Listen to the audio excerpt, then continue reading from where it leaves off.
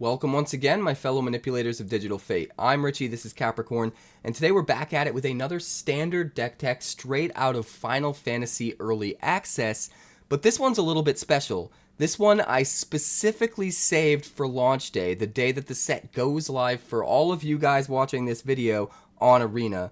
This one's called Endwalker, and it's basically a return to traditional mono-black control, or at least the closest we've had to a deck being traditional mono-black control, and as long as I can remember, at least in Standard. And this one's really exciting for me because I used to run a lot of mono-black control way back in the day, before Arena ever existed. We're using Zodiark at the top end as like the ultimate win condition, while also having like a pseudo sweeper attached, which is amazing. But we're also using the Darkness Crystal, which just does everything we want. We are reducing the cost of all of our black spells, we're gaining life, we're exiling their stuff so we don't have to worry about their death triggers or their graveyard shenanigans, and we've even got a built-in way at instant speed on their turn to take their win conditions that we've killed and put them back into play on our side and beat them down with their own stuff. So the card just does everything we want. That, Zodiark, and a couple of other new surprises up our sleeve. This deck is bananas.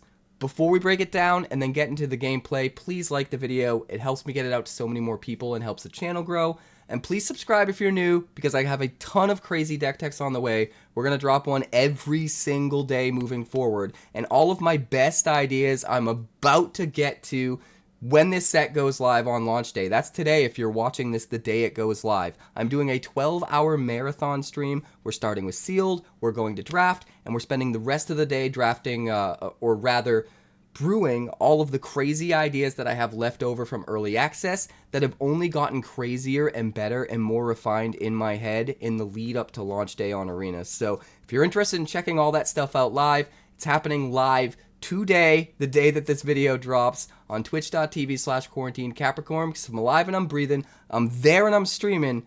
But without further ado, let's break down this deck. So this deck is called Endwalker, and it's a mono-black control deck built around Zodiark, Umbral God, a 5/5 indestructible legendary creature god for 5 black mana. 5 black means you kind of have to play mono-black. Well, you don't have to play it, but it probably makes the most sense. Either way, I just love the idea of returning to a classic archetype that we haven't really seen in Standard in a while, just like traditional mono-black control. This does have a demon slant because Unholy Annex is just way too good, but for the most part, we're trying to use Zodiark here. Comes down for 5 mana, 5/5 indestructible, and when he enters, each player sacrifices half the non-god creatures they control of their choice, rounded down. Whenever a player sacrifices another creature, you put a counter on Zodiark. So, against aggro decks, they're going to have to sack half their board, which is a nice bit of extra value, but you're also going to have a huge indestructible creature against those kind of decks, because if they have 6 creatures and they sack 3, this becomes an 8/8 indestructible. And you have to sack half of your non-god creatures as well, but it rounds down, so if you only have one other creature, it doesn't count Zodiark since he's a god.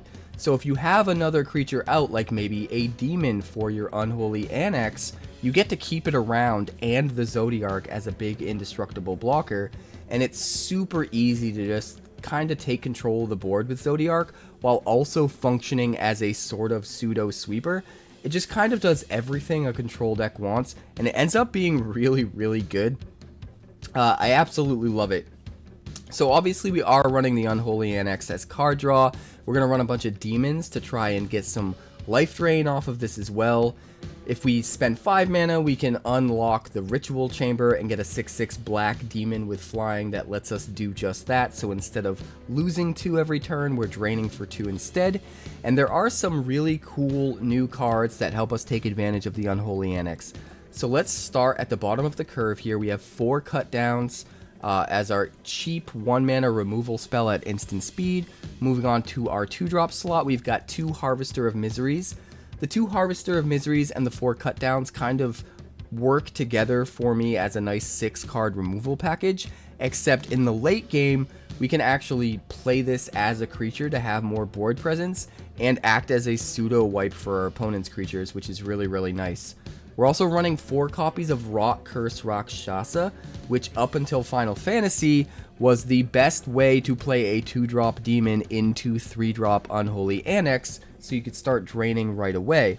But also, when we attack with the Rot-Curse Rakshasa, it will sacrifice itself after combat because of Decayed, and we can use the renewed ability from the graveyard, paying 2 black and X to put a Decayed counter on each of X target creatures, making it so that a bunch of creatures on their side can't block anymore, and also if they do attack they have to be sacrificed. So it also sort of acts as an indirect way of getting more creature removal into the deck, while also being a demon that helps us get the draining out of the Unholy Annex. But now we have an even better version of this card, or I shouldn't say version of this card, but an even better 2-drop demon to run with the Annex, because we have Demon Wall, a 3/3 artifact creature Demon Wall with Defender and Menace for 1 black and 1. As long as this creature has a counter on it, it can attack as though it didn't have Defender. So if there was a way you had to just put a counter on this with some other card, you can immediately turn it into an attacker, which is actually really, really cool, and we'll probably build another deck around that concept later on. But as for now, it has an activated ability, 1 black and 5, where you can put 2 counters on it. So in the early game, it's a 3/3 blocker for 2 that helps you stall aggro and triggers your Unholy Annex for drains, which is really, really important. But unlike the Rot-Curse Rakshasa, this thing gets the block, which is really awesome. And then later on in the game, you can start to pump mana into this thing to turn it into a big menace win condition if you're out of gas or just have nothing better to cast. So having the 1-2 punch of Demon Wall into Unholy Annex is really, really good against aggro, and having 8 2-drop demons now to curve into the Unholy Annex with just feels really, really awesome. In addition to the Unholy Annex, we're also running 3 copies of Liliana of the Veil as our 3-drop. It's really good removal, comes down -2, make them sack a creature, but it can also get us extra advantage over the course of the game. We can uptick to make each player discard a card, and we tend to have more value than our opponents most of the time because we're drawing so many cards, and there are a few things that we can actually use from the graveyard.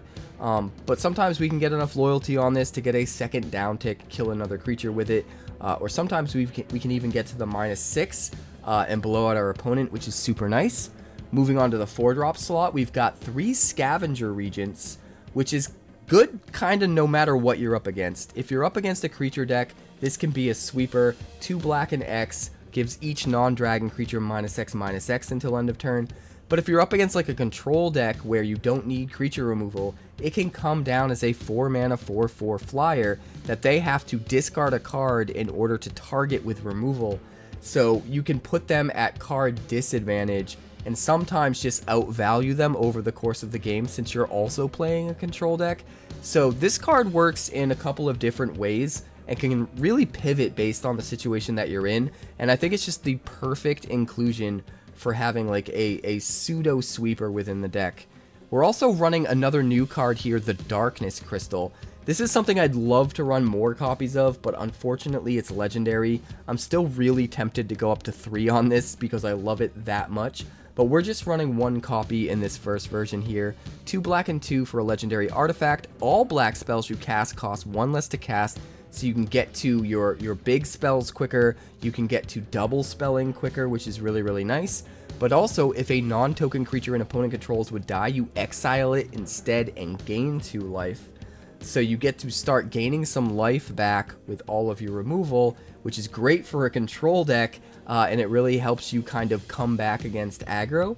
But then, this thing also acts as a pseudo win condition in the late game, because all of those creatures that you're exiling with it, you can now pay 6 mana and tap this to put any one of them onto the battlefield under your control with 2 additional +1/+1 counters on it. So it is cost reduction for all of your spells, so you can outvalue your opponent. It's gaining you life and exiling things so that you can take away some of their synergies. and some of their like death trigger value and stuff from the graveyard value and that sort of thing. And then it's also another win condition you can start dumping your mana into later on in the game. It just kind of does everything. It's perfect for a control deck. You will absolutely see this in more decks down the line. I just think it's awesome. But we're also running one copy of Ring of the Louci, a legendary artifact for 4 mana. It can tap for 2 colorless, so it's sort of like an overcosted Soul Ring, except it's also sort of like an expensive Icy Manipulator, because you can pay 2, tap it, pay a life to tap target non-land permanent. And if it was just one of these things or the other, it wouldn't be all that good. But because this can ramp us from 4 mana on turn 4 into 7 mana on turn 5 and play a bunch of our really big bomby plays that we have at the top end of this deck, it's really, really nice in conjunction with also not just being a dead card when we don't need the extra mana. It can come down and be a piece of control, a control element that's tapping down any problematic permanent on the opponent's side. It is going to cost a little bit of mana and 1 life every time we do it, but it can hold off the opponent until we set up the rest of our deck to do what we want to do. So because of the versatility of this, ramping to our big plays or acting as removal before we get there or sometimes after we get there, I think it's worth adding just 1 copy. We're also running 1 copy of Meathook Massacre II. A lot of times we're not going to put any mana into X for this. We're just going to play it for 4 and then turn on the ability that whenever one of our things dies, it just comes back for 3 life the first time, because it will come back as a finality with a finality counter on it.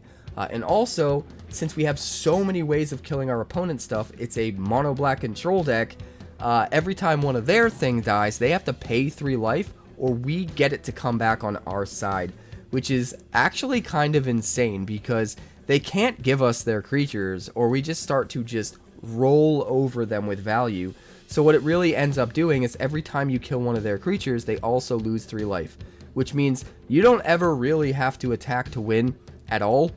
You just get Meathook Massacre down, and you eventually kill them by just killing their creatures and making them lose 3 life each time. So there's a lot of versatility in this card, and just having 1 Meathook Massacre and 1 Darkness Crystal alongside 3 Zodiarks, there's just so much this deck can do in the late game, and I absolutely love it. Moving on to the 5-drop slot, in addition to the 3 copies of Zodiark, we have 1 Deadly Cover-Up as an unconditional sweeper that can also exile stuff if we can collect evidence 6. We've got 1 Gix's Command, which is very, very versatile. It can get 2 of our creatures back from the graveyard. It can maybe get back a Zodiark or a Scavenger Regent, which is really, really important. But also just has the versatility to either destroy the most expensive creature, or sorry, the creature with the most power, or destroy all creatures with power 2 or less. Put 2 counters on a creature and give it lifelink until end of turn. Whatever we happen to need in the moment, if we're up against control, you know, we can buff up our creature, give it lifelink, and get 2 creatures back from the graveyard, which is really good. If we're up against aggro, we can kill their 1 really big creature and then wipe their board of all their small creatures, or any combination of the 2 depending on what we're up against. So I do think 1 copy of Gix's Command is really nice in this. And we're also running another new card here, 1 copy of Sidequest Hunt the Mark. I really like this. It's kind of expensive. It might be too costly to really want to include in future versions, but I had to try it out, and honestly it ended up being really, really good for me, and I think it's still worth exploring. 5 mana for an enchantment. When it enters, you destroy up to 1 target creature, so very overcosted for removal. But at the beginning of your end step, if a creature died under an opponent's control this turn, you make a treasure token, and then if you control 3 or more treasures, you transform the enchantment. So you start to get value. Since this is a mono-black control deck, you're obviously killing something every turn. You start to get this extra value that stacks up. Every single turn at the end, you're getting another treasure, another treasure, another treasure. Eventually, you can play your really expensive spells that we haven't really gotten to yet pretty easily with all of those treasures. Sometimes you can use those treasures early to make sure you don't hit that 3 treasure limit and flip this. That way you can keep getting treasures. Other times, you're going to want to flip it, let yourself get to that 3 treasure limit so that you can turn it into Yasmat Ultimate Mark, a 5/6 legendary dragon, and you can pay 2 mana and sack another creature or artifact to give it indestructible until end of turn. So Sometimes you just get another win condition or another big blocker that can gain indestructible by sacking things, and that can be really good too. The versatility of just choosing to keep this around, making treasures all the time, or turning it into a big creature that's hard to kill is really, really nice on top of already killing something when you play it. So even though I think it is expensive, I do like the idea of just running one copy, at least in this version of the deck, and really just seeing how far we can push this card, because I think it's super, super fun.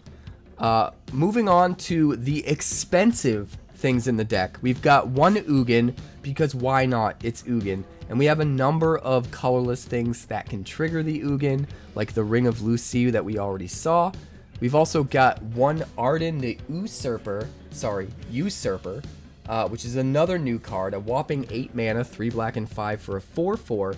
But demons you control have Menace, Lifelink, and Haste, which automatically works for the demons that we already have, like the Rot-Curse Rakshasa and the Demon Wall, and even the demon tokens we get from the Ritual Chamber. But then in addition, it has the Star Scourge ability. At the beginning of combat on your turn, you exile up to one target creature card from a graveyard, and if you exile the card this way, you make a token that's a copy of it, except it's a 5/5 black demon. So you can start just taking all of your opponent's creatures every turn, turning them into big demons that can attack with Menace and Lifelink and Haste, and it gets absolutely nuts. I just love it. It's this huge top-end hit that eventually, after you've controlled the board long enough, you slam it and just ride it to victory. We've also got one Portal to Phyrexia, because again, very good top-end hit when we get to enough mana. We can sort of have a pseudo sweeper and then just bring back a creature every single turn. And then we've also got Summon Bahamut at the top end, a 9 mana 9/9 flyer. Chapters 1 and 2 you destroy any non-land permanent. On chapter 3 you draw 2 cards, and then on chapter 4 you cast Chapter 4 you cast Mega Flare. This creature deals damage equal to the total mana value of other permanents you control to each opponent. So you'll notice, even though this is a control deck, we're going wide with a lot of permanents. So if we do get to chapter 4 on Bahamut, sometimes that's just lights out. Sometimes we just nuke them for a whole bunch of damage, and it's nuts. But that's the deck. The mana base is pretty interesting as well. We've got 15 swamps, but we're also running 4 Plaza of Heroes, since they can always make black for Zodiark, which is the most important thing, but can also be used to maybe protect some of our legendaries like Zodiark and Ardyn and things like that. And then we're also running 4 copies of Midgar. Yes, it enters tapped, but more importantly, we can play it as an adventure before playing it as a land. Sacrifice any artifact or creature to draw 2 cards. Just a little bit of extra gas, a really good thing to top deck later on in the game. Instead of just drawing a land that would be useless to us, now we get a card draw spell. Sure, we have to sacrifice something, but usually we have something we don't mind sacrificing, maybe an early Rot-Curse Rakshasa, or whatever the case may be. So, 4 Midgars absolutely make the cut in this mono black deck.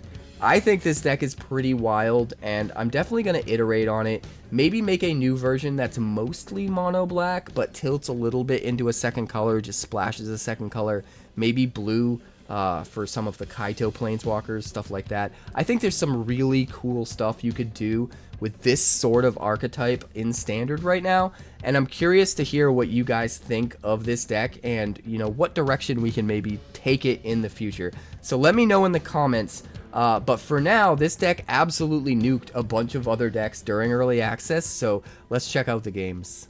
I'd like to thank the sponsor of today's video, Wonders of the First. Wonders of the First is a brand new collectible card game similar to games like Magic the Gathering, Yu-Gi-Oh! And Pokemon, featuring a unique action-based resource economy that helps avoid pitfalls like Mana Flood or Mana Screw, and a battlefield containing multiple realms that unlock over time as you fight for control of the stones. The first 400 card set is called Existence, and they've even partnered with Star City Games to host their competitive play tour at every single SCG-Con event starting in August. The game contains alternate borderless art variants, as well as highly sought after limited edition numbered prints, culminating in a 1-of-1 stone foil. And the best part is that the developers have a community-first approach with a card database and deck builder available via Cardio, as well as a version of the game available on Tabletop Simulator, all for free. For more information, be sure to check out wondersccg.com today. That's wondersccg.com.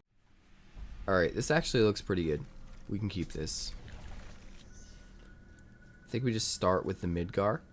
Midgar is just extra. We don't need to worry about getting the card draw off of it. It's more meant for if we draw a second copy later on, we've got something better to do with it than just being a land. Pass a turn. So turn 3 Liliana. Kill the Rabban.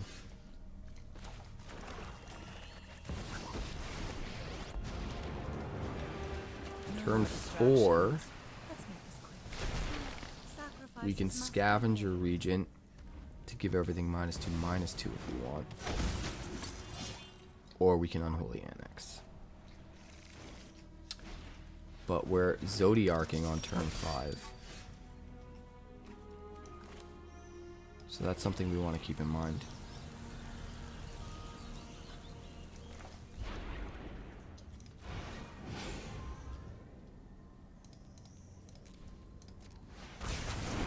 Get rid of his creatures. And then uptick. We're going to be drawing more cards anyway after we drop the Annex. We're going to have an indestructible creature as well.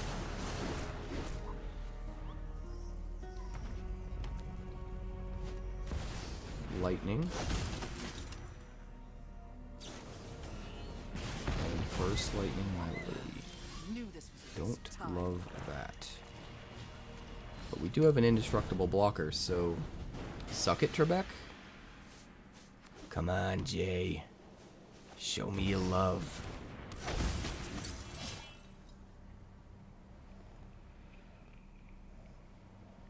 Show me your love.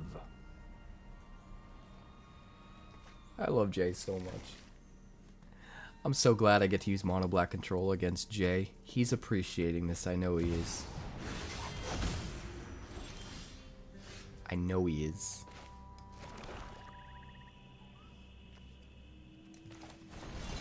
Annex. Demon Wall. No attacks. Just the ultimate blocker, bro. Until we can build up enough board presence or wipe out his creatures, and then I start using it as a win con. Alright, Demon Wall's toast. Still got to drain some life, though, which is important.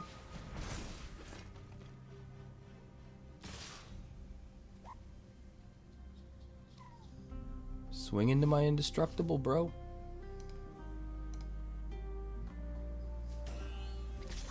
Do it. Do it. It's a bad idea. He gets to trigger the Buster Sword.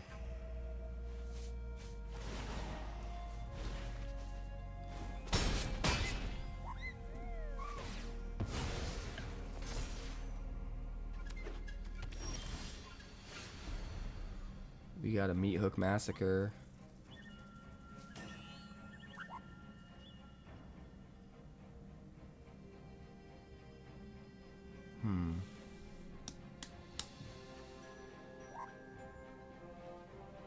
Could make them sack Cloud. Might be worth it. Let's try.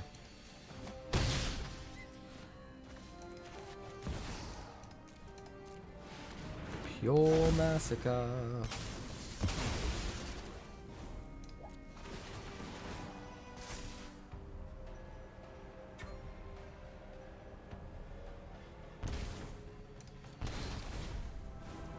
Thank you, sir. And the turn. Give me back my Zodiark.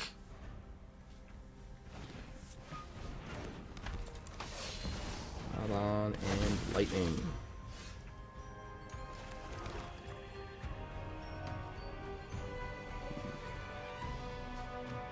5. I guess we can do both. I think we can hold on to Midgar. We're not going to swing in with Zodiark yet. We are going to drain because we have a demon.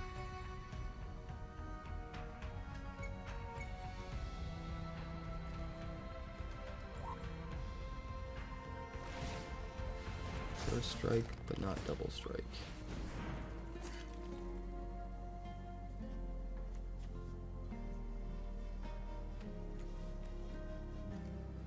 Which means he will hit for 4. Hit me for 4. Guess he doesn't seem to care. Make this a 7-2?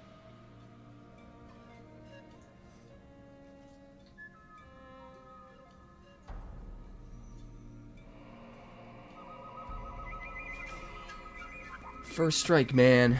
It's the pits.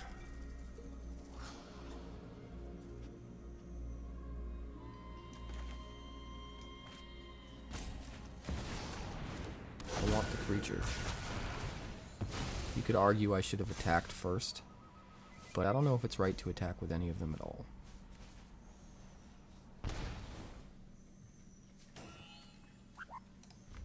I think we'll just hold up our blockers, we'll drain, hold up our cut down, and take our time. It's got a Freya.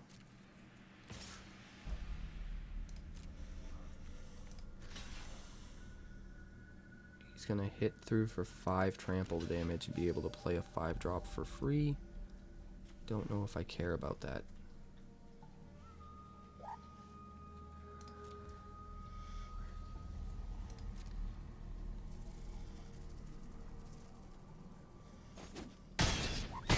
Block with Zodiark. He is going to gain a ton of life.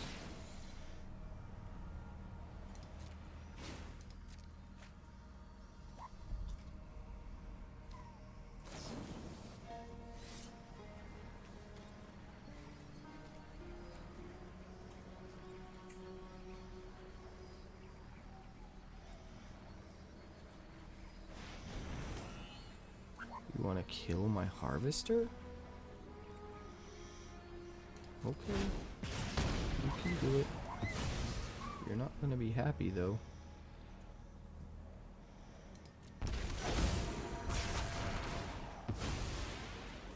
Would you like to pay 3?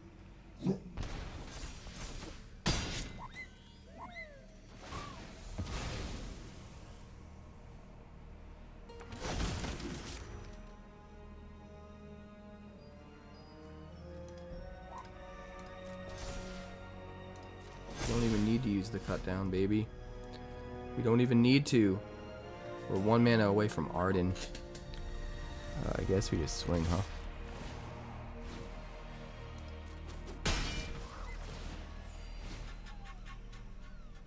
Thank you for the lightning. Thank you for the lightning. Mono black deck wins with a Boros card. Who'd have thunk it? Let's keep this. We at least have cut down held up. And we should be able to buy some time. Hopeless Nightmare. We'll dump the really expensive card. Feels bad, but it's fine. It's fine. We get to play Annex next turn. Play a creature. No? Slick shot show off. Interesting. Well, this might come back to bite us then. Maybe I should have held up the cut down. It's okay though. We'll make it work. Alright, he's plotting multiples.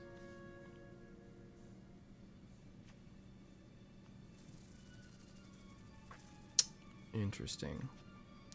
Well, we're gonna have to hold up the cut downs. For sure. It is what it is.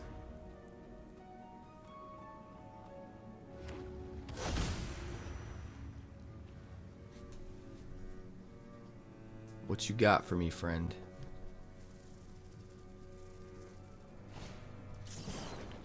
One slick shot.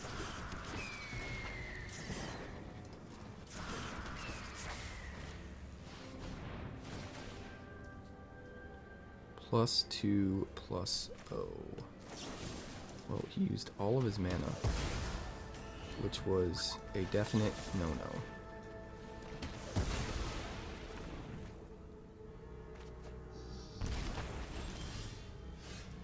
A definite no-no. We're 1 mana short of playing the Darkness Crystal and playing Liliana, which is kind of a bummer. We're also 1 mana short of playing Meathook and making him sack his wizard.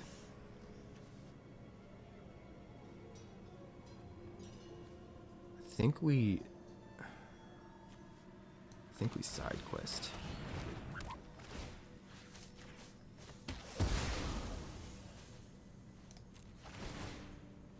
Give me that treasure, baby. What a card. We need some demons, though. 𝐒𝐿𝐻𝐻. Pretty good. We've got 6 mana.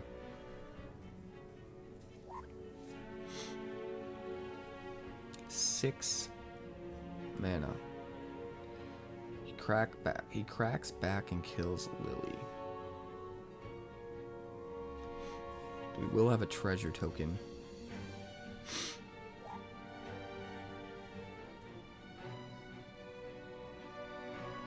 We could just play a demon.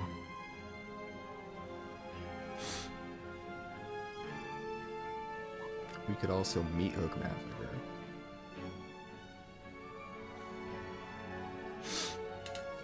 None of this is super good.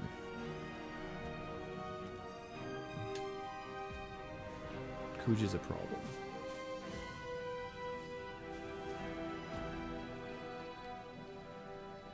I guess we probably just want to stall him. I guess it makes sense to just do this. I don't love it, but it gains us some life and gives us a blocker. So we can sort of drag it out, survive another turn. 4, 5, 6, 7. So we play the Darkness Crystal, and then we could still play a 4-drop if we wanted to. Although not the Meathook.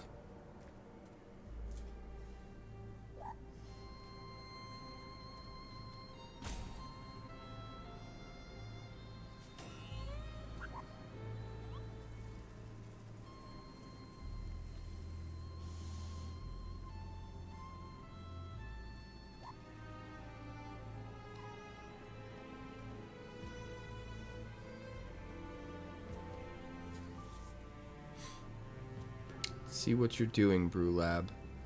I think we probably end up playing Darkness Crystal,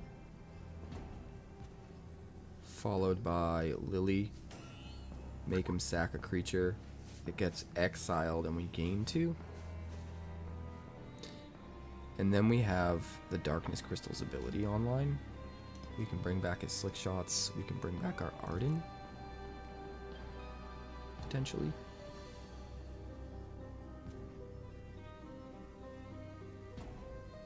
I'm a little weary of getting multiple annexes out with only 1 demon.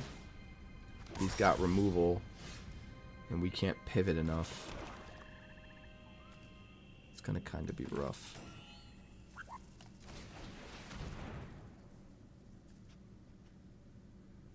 The Darkness Crystal.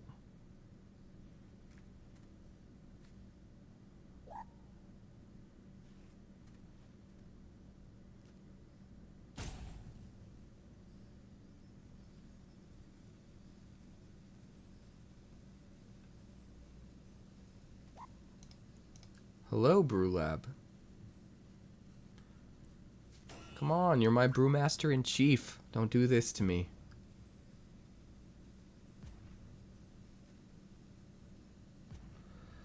What is going on, everybody?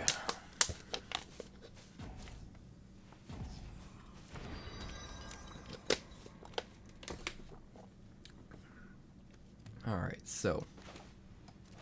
Lily. Enough with the Sack mysteries. one of those tokens. I've come. Oh. Sacrifices must be made. He didn't sack a... Is it because he's out of fuses? Dude, that's wild. Well, he doesn't have a creature that has power, so we might as well swing. Next turn's gonna get silly.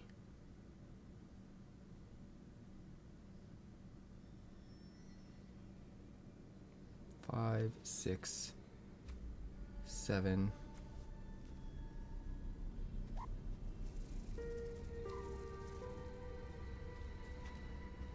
Why didn't we get a treasure, though? We killed a creature. At the beginning of your end step, if a creature died under an opponent's control this turn, create a treasure token. We still only have one.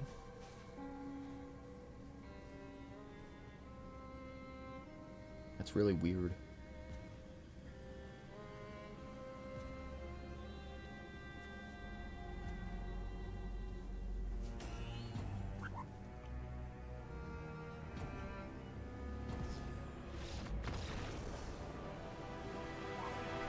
Really bizarre.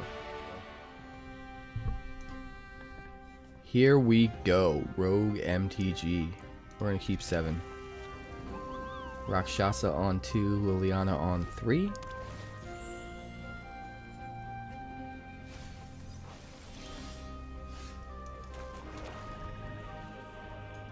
Seems pretty okay.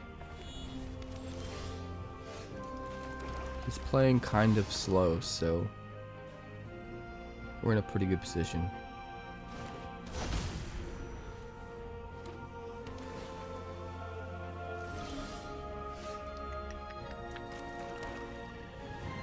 I mean, I guess? Sure. No tax.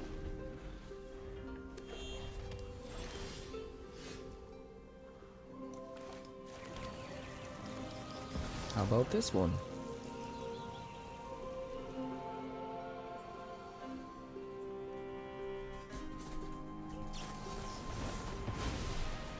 Sure. No tax. Hi, Bandit. Hello, buddy. We could just get the Meathook Massacre out there. I don't hate that. But I don't really love it either.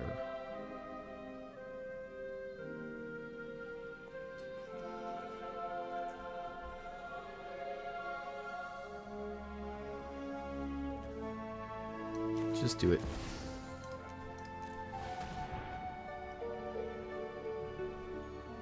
Sets us up with a lot of value.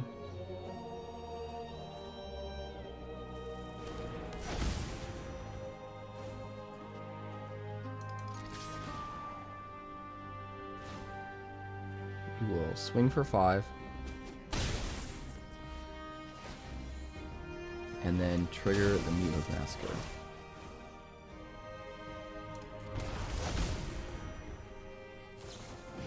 We are back. Back in the saddle again. That was awful. Never let me do that again. Never. Come on, rogue. Ether. Or ether, as I always used to pronounce it. When playing those games. Copy it, choose new targets. Oh, that is glorious. I guess we probably want to go like this. A fight? Uptick to And discard, you get rid of the cut down, Don't overthink things. and play a demon wall.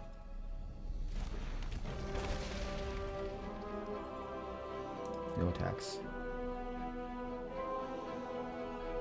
Not yet, at least. We're 2 mana away from Ugin. We are only 1 mana away from being able to put counters on the Demon Wall and swing with it, Fine. I'll take my zombies and leave. which is kind of nice.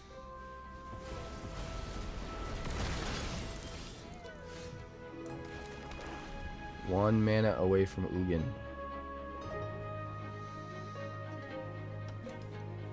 One mana. Hey, there's the Ugin. I'm a little worried it gets countered, but I think we have to go for it, right?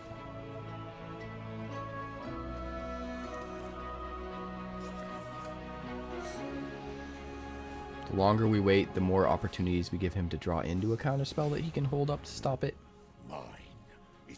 So we have to try now, while we have the best chance possible. Alright, gain 3, draw a card. Transforms the token. Bandit is snoring, but it's fine. Yeah, basically just keep sucking out counter spells. Suck them out like a wet fart.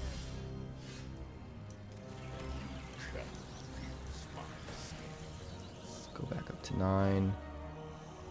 I guess we just hardcast the Harvester, kill his token, and have a 5/4.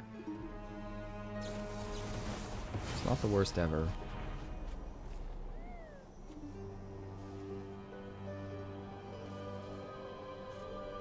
It's not the worst ever.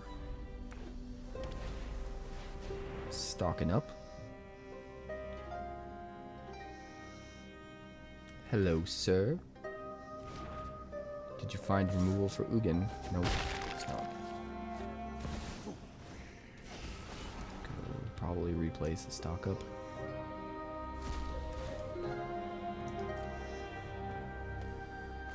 That's fine.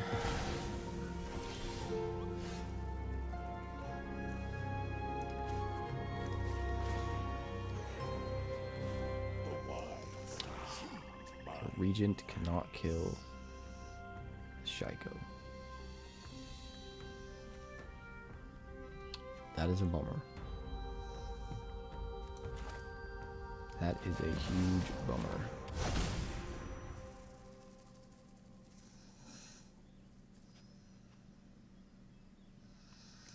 So I guess we just get it down as a creature.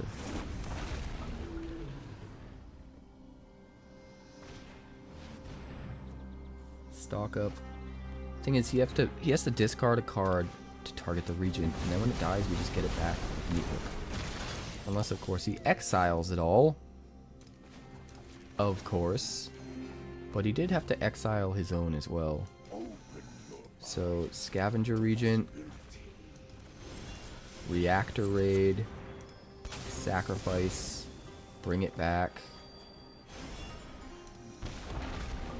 play the Mako, City of Mako. It's gonna stock up again. We got Bahamut ready though. It's the showdown of the ages. Monoblack control against Jeskai control.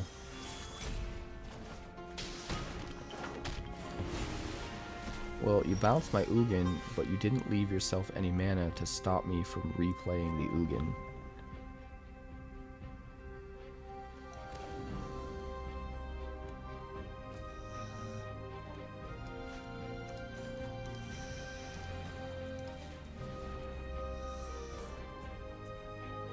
Three, 6.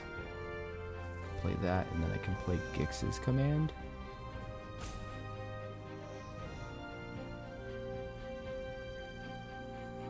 I could also just Zodiark. Indestructible is really good. But let's get this out before he can counterspell it.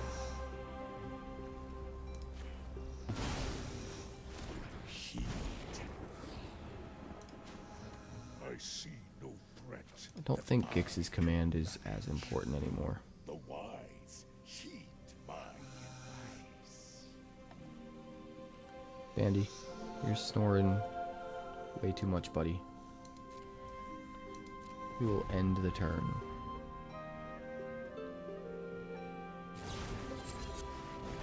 got Bahamut, which could be pretty wild. Get lost. Yeah, it's time to Zodiark. If we can. We might have counter spells.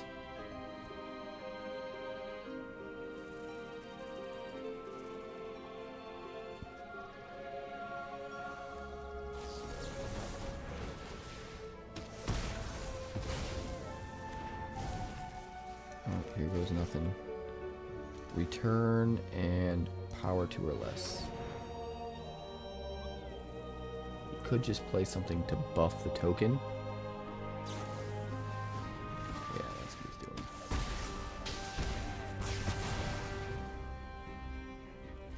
Get back you and you.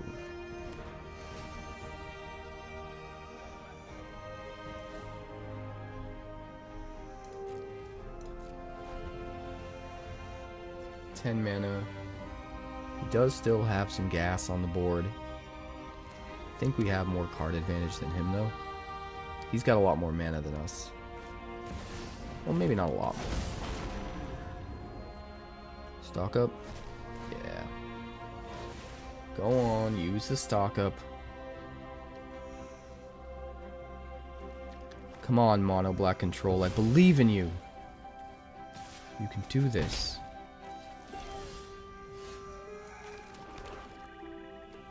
We have 11 mana. So 5 and 6. 9 and 2.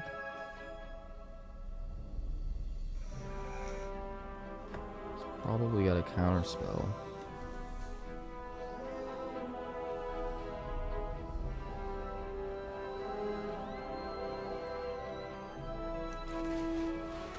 Try to land the Zodiark again. Well, it worked.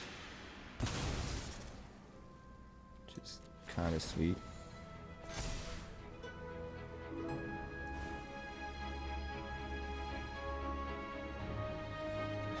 Really wish we could kill that damn thing.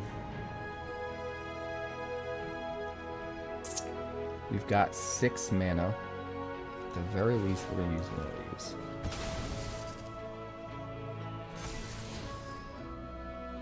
Ring of Lucy. I like that. We need to keep it. Do we jam the Harvester? It's kind of wasteful. I think... let's play the Ritual Chamber. That might get a counterspell. But it gives us a blocker against Shy Guy.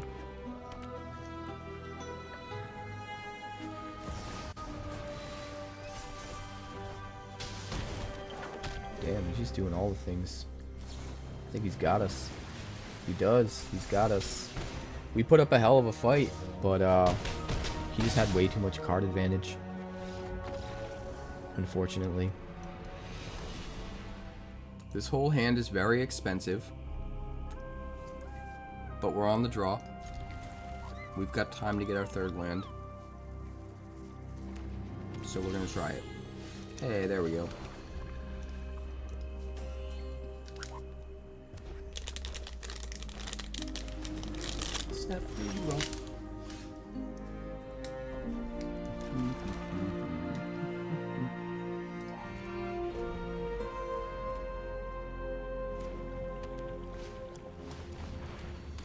Queen Braun.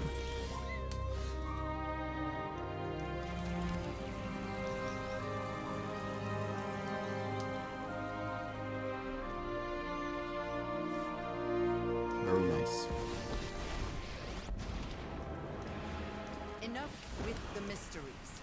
I've come. Sacrifices must be made.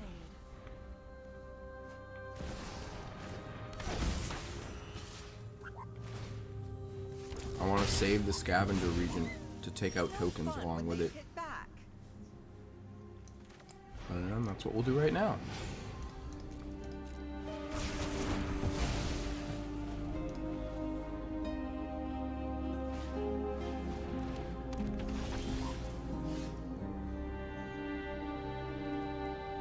guess we gotta play Lily. Something suspicious is going Goodbye, on. And for Mr. once, Electrostatic Infantry. off you go. I barely knew ya.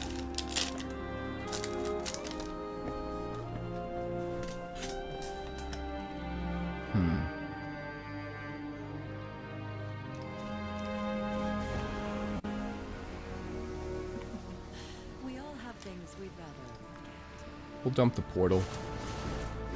Too expensive.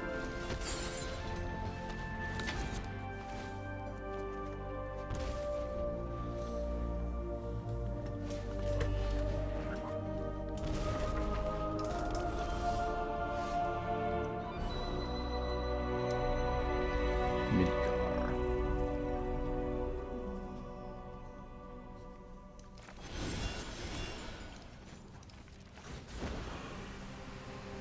Drop it. I think I want to dump Ugin. Just too expensive. Just too expensive.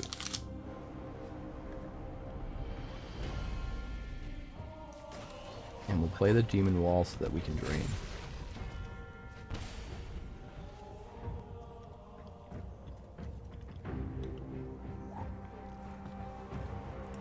Now the cool thing about Zodiark is it's each player, so it works on you, but it's rounded down.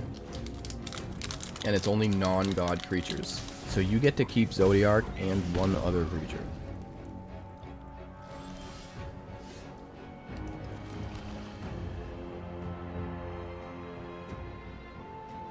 Which is very nice. Alright, Zodiark's coming down.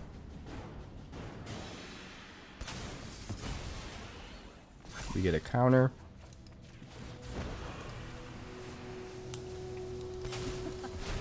Haven't you ever heard of personal space? More counters. Dwarven Forge Chanter. Well, now we've got 6 mana.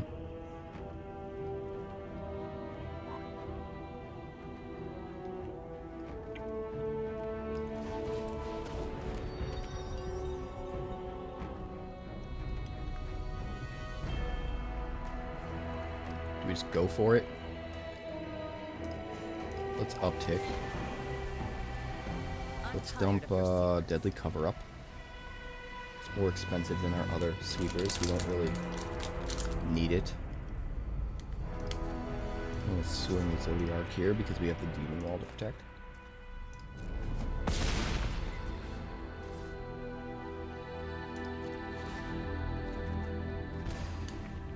Draw and drain. Circle of Power.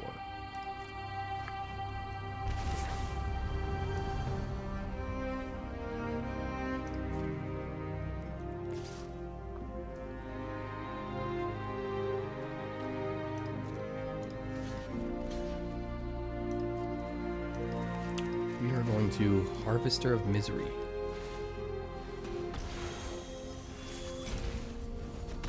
And then kill it by blocking with the Demon Wall. You know we gotta.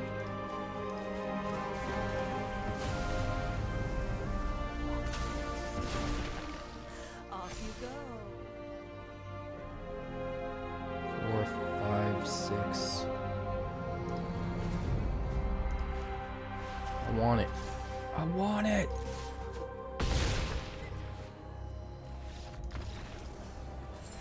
I want it now.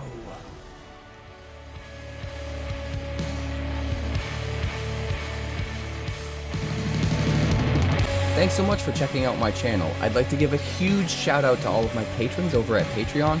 Without you guys, this channel would not be possible, so honestly, thank you from the bottom of my heart for all of your contributions. If you haven't yet, like and subscribe. The more likes we get and the quicker we get them, the bigger this channel will grow and the faster it will grow. I'd love nothing more than this channel to become something very special for you guys, but it's entirely up to you how fast that happens. Also, if you'd like more deck techs, that's somewhere over there. And if you'd like to see what else the channel's been up to lately, that's somewhere up that way. Also, subscribe, circle below, do all the things.